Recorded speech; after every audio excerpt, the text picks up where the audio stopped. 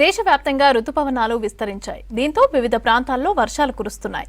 ఉత్తర భారతదేశంతో పాటుగా దక్షిణాది రాష్ట్రాల్లో కూడా కుండపోత వర్షాలు పడుతున్నాయి. కేరళలోని 7 జిల్లాలకు ఆరెంజ్ అలర్ట్ జారీ చేసింది వాతావరణ శాఖ. ఇక మహారాష్ట్రలోనూ భారీ వర్షాలు పడతాయని తెలిపింది.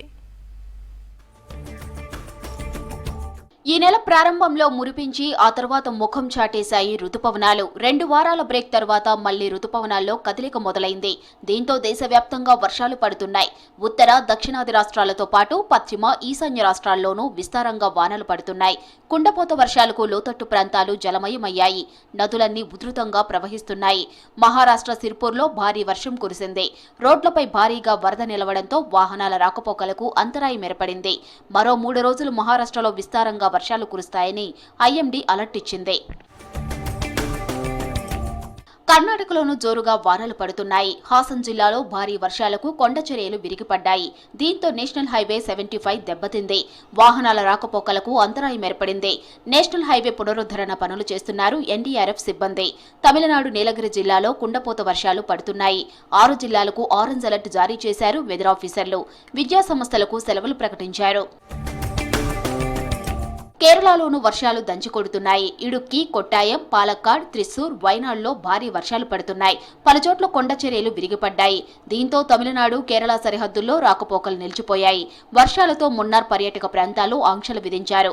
పతనంతిట్ట, కొట్టాయం, ఎర్నాకులం, త్రిశూరు, పాలక్కాడ్, కోజికోడ్, కన్నూరు జిల్లాల్లో భారీ వర్షాలు కురిసే అవకాశం ఉందని ఆరెంజ్ అలర్ట్ జారీ చేసింది వాతావరణ శాఖ.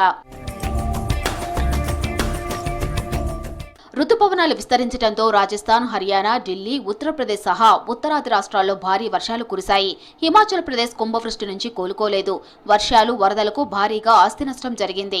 ఆకస్మిక వరదలతో ప్రైవేట్ పవర్ ప్రాజెక్ట్ భారీగా దెబ్బతింది.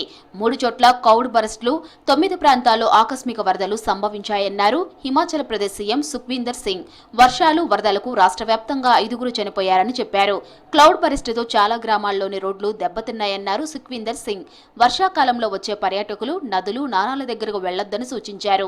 सड़कों को बहुत नुकसान हुआ है। 15 के करीब घर टूट गए हैं, पूरी तरह ध्वस्त हो गए जो नदी के नालों के किनारे थे।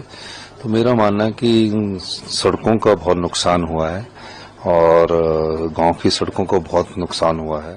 రుతుపవనాలు నెమ్మదించడంతో దేశంలో జూన్ తొలి అర్ధభాగంలో సగటు కంటే 31% తక్కువ వర్షపాతం నమోదైంది. అయితే ఇప్పుడు పరిస్థితి మెరుగుపడిందన్నారు వాతావరణ శాఖ అధికారులు.